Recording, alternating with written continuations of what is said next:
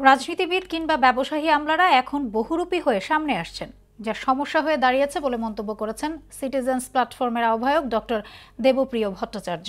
সুশাসনের জন্য জনকেন্দ্রিক সংস্কার শীর্ষক অনুষ্ঠানে একথা বলেন তিনি। অনুষ্ঠানে মনোনয়ন বাণিজ্যকে নির্বাচনী কাঠামোর বড় চ্যালেঞ্জ বললেন নির্বাচন ব্যবস্থা সংস্কার কমিশনের প্রধান বদিউল আলম মজুমদার।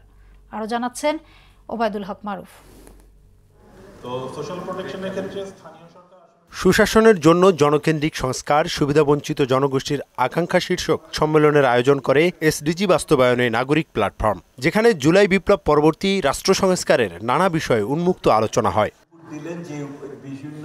মনোনয়ন বাণিজ্যকে নির্বাচন ব্যবস্থার জন্য কঠিন চ্যালেঞ্জ হিসেবে উল্লেখ করেন নির্বাচন ব্যবস্থা সংস্কার কমিশনের প্রধান বদিউল আলম মজুমদার। রাজনীতিবিদদের মানসিকতার পরিবর্তন করতে হবে, রাজনীতিবিদদের রাজনৈতিক সংস্কৃতি পরিবর্তন করতে হবে, এবং এটা আকাশ থেকে হিসাবে পড়বে না। সেমিনারে উঠে আসে দুদককে ঢেলে সাজানোর বিষয়টি, বিশেষ করে সাংবিধানিক প্রতিষ্ঠানটিকে রাজনৈতিক ও আমলাতান্ত্রিক প্রভাবের বাইরে রাখার কথা বলেন বক্তারা। শুধুমাত্র আইন প্রণয়ন করে, আইনের প্রয়োগ করে, দুর্নীতি দমন কমিশন দিয়ে প্রতিষ্ঠানের সংস্কার করে দুর্নীতি নিয়ন্ত্রিত হবে না কোন অবস্থায়, যদি না মানুষ সেটা রুখে না দাঁড়ায়। সরকার পরিবর্তন হলেই শাসন ব্যবস্থার পরিবর্তন হয় না, এমন মন্তব্য করে অর্থনীতিবিদ দেবপ্রিয় ভট্টাচার্য বলেন, অর্থ পাচার ও লুটপাট বন্ধ করে সমাজে সুশাসন প্রতিষ্ঠা করতে হবে। বৈষম্য বিরোধী চেতনার মূল বিষয়ে আমাদের নিষ্ঠ থাকতে হবে, এবং সেটার জন্য আমরা একত্রিতভাবে আগামী দিনেও আওয়াজ তুলব।